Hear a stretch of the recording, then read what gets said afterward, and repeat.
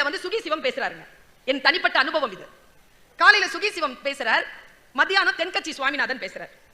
ரெண்டு பேரும் பேசி முடிஞ்சதுக்கு அப்புறமா இந்த மாதிரி ஒரு அவை கேள்வி கேட்கலாம். உங்களுக்கு தெரியும் சுகி சிவம் ஐயா எப்படி பேசுவாருன்னு, தென்கட்சி சார் எப்படி பேசுவாருன்னு. தென்கட்சி சார் என்ன சொல்றார்? வாழ்க்கையில நிம்மதியா இருக்கணும், நிறைவா இருக்கணும்னா அமைதியா வாழ்ந்துட்டு போங்கன்ற. சுகி சிவம் என்ன சொல்றார்? வாழ்க்கையில ஜெயிக்கணும்னா குதிரை மாதிரி ஓடணும்ன்றார். அந்த இளைஞன் ஒரு கேள்வியை கேட்டான், நான் வாழ்க்கையில் வெற்றி பெற வேண்டும் என்றால் சுகி சிவம் சொல்வதை கேட்க வேண்டுமா, தென்கட்சி சுவாமிநாதன் சொன்னதை கேட்க வேண்டுமா? ரெண்டு பேரையும் ஒரே நாள்ல கூப்பிட்டு பேச வச்சிருக்கீங்க, நான் யார் பேச்ச கேட்கறது சொல்லுங்க.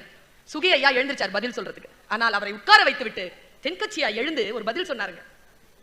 வாழ்க்கையில வெற்றி பெற வேண்டும் என்றால் சுகி சிவம் சொல்லுவதை கேளுங்கள், அமைதியாகவும் நிறைவாகவும் வாழ வேண்டும் என்றால் நான் சொல்வதை கேளுங்கள் என்று சொன்னார். அமைதியாக வாழ்வதற்கு என்ன வழி? அவர் வந்து ட்ரெயின் ஏறார், நான் வந்து அந்த நேரத்துல ரயில்வே ஸ்டேஷன்ல அவரை சந்திக்கிறேன்.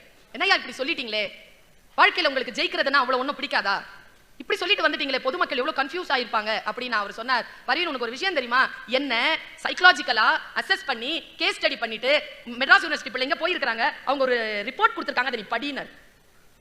அவர் டைரக்டா என்கிட்ட சொன்னதுங்க. அந்த ரிப்போர்ட்ல எழுதி இருக்கு கீழே தென்கட்சி கோ சுவாமிநாதன் போட்டு எல்லா டீடைலும் போட்டு இவரை யாராலும் ஜெயிக்க முடியாது அப்படி போட்டிருக்கு. அவன் சொன்ன என்னையா இது இந்த மாதிரி போட்டிருக்கு, நீங்க ஜெயிக்கணும் அப்படின்னா நிம்மதியா வாழணும்ங்கறீங்க, இந்த ஜெயிக்கிறதுக்கும் நிம்மதியா இருக்கிறதுக்கும் என்னங்க வித்தியாசம், எனக்கு அது கொஞ்சம் சொல்லுங்களேன் அப்படின்னு அந்த குரு சொன்னார். என்ன ஏன் தெரியுமா பரவீன், யாராலும் ஜெயிக்க முடியாது, எப்பொழுதும் தோற்க தயாராக இருக்கிறவனை யார் ஜெயித்து விட முடியும் என்று கேட்டார்.